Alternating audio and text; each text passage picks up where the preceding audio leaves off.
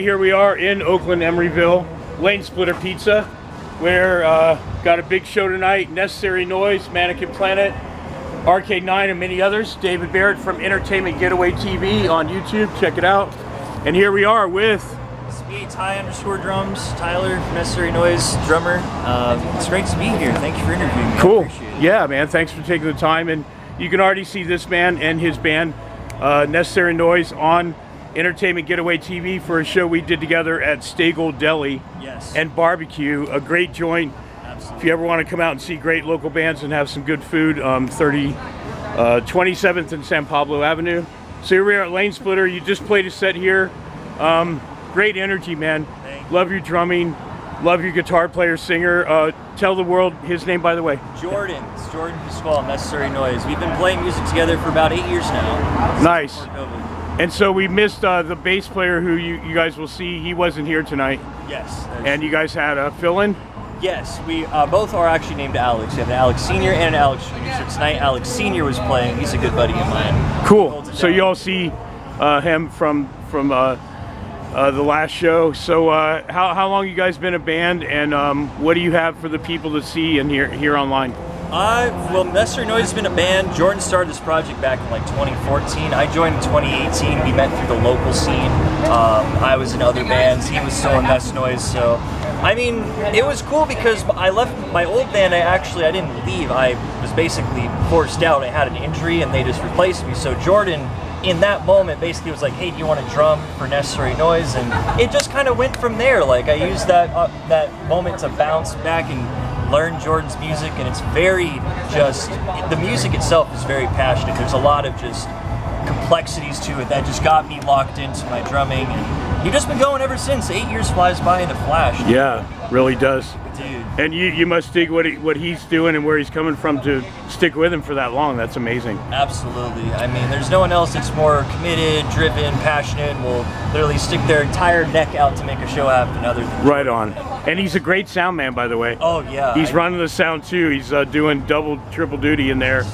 Great guitar player and great singer, great songwriter. 100%. So how would you describe the sound of Necessary Noise? Not to limit it to anything, but I hear just so many different genres, mix mash of a few things, man. Yeah, we get a lot. I mean, we've heard like Green Day, Weezer, like other like alternative bands. I'd say we're like, I call it like alternative rock is the best way to put it. I think we have rock energy, but there's definitely some alternative moments in there. It gets soft.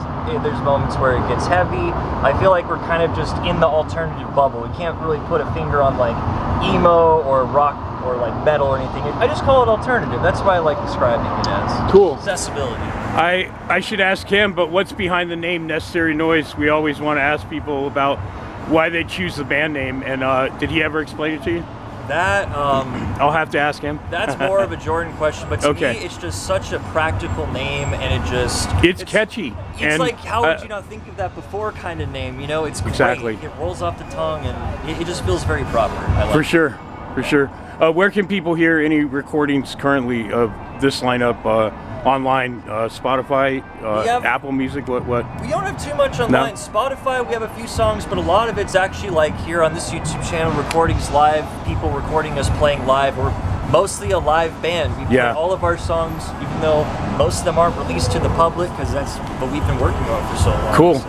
And give me your 5 most inspirational drummers that make you the drummer you are today. Oh, that's a good one. I would say I could even say 10, but you know, hey. I mean, for me, growing up, it was like Neil Peart, John Bonham, or like the main ones. Oh, it was man, Peart and Bonham, and later on it was like Keith Moon. I think for the heavier guys like Joey Jordison's drumming is just on another level of relentlessness. My drummer Ruby from Mannequin Planet, her top drummers are Joey, Chris Contos, First Machine Head, Lars, and Vinnie Paul from Pantera and that kind of stuff. So, see, that's where I almost want to go to attend, because you got Vinnie Paul, you have Mean Gene Oakland, the Atomic Clock. I've interviewed the man himself. Great drummer, drummer. So good, man. So you're really into a lot of the metal stuff. I love metal. I mean, it's something that there's always a gap between the music, like the metal I listen to, versus what I play. But eventually, I feel like I'll bridge that gap. Yeah, we could do a long interview about that, because I'm almost 60 and I saw all the bands in their heyday from Overkill and Exodus to you could talk you for know hours about all that stuff. So yeah. Oh. So other what bands besides drummers, just really ones that, or Slipknot's obviously one of them. Yeah.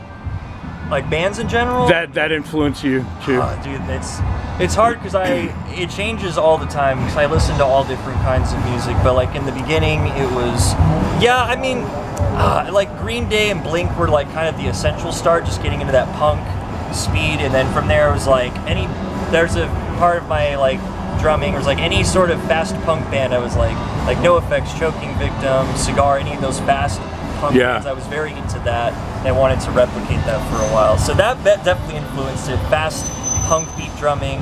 I grew up doing like jazz stuff as well in like my practice. So anything that has like kind of a funky groove, I just gravitate to. Cool. Anything that catches my ear really. And we always like to go back in the time machine in history of what were your bands before Necessary Noise, because we like to have people look up on YouTube to discover new stuff they may not have ever heard.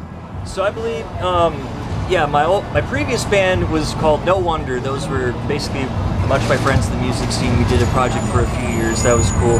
The main project I was in, I think people will know, was Stay Out. I was their founding drummer from 2017 up until August of 2018, and then after that I joined Necessary Noise. So cool. That was like, Stay Out was the prime, I think, of like the most active, doing the most shit in the scene. Like those memories will always be cool to Stay Out. So.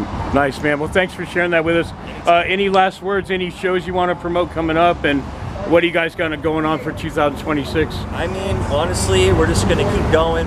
They're going to continue being the live band that they are. Come check them out live. Yeah. Absolutely. Love to do a tour. I mean, we toured a couple years ago. We toured from California to Nevada. I'd love to tour again, but we're just kind of going as we go. You know, things will come up. You'll see it online, and I'll be sure to let y'all know. Okay. Thank you for your time. Appreciate it. Okay. Have a good night. There we go.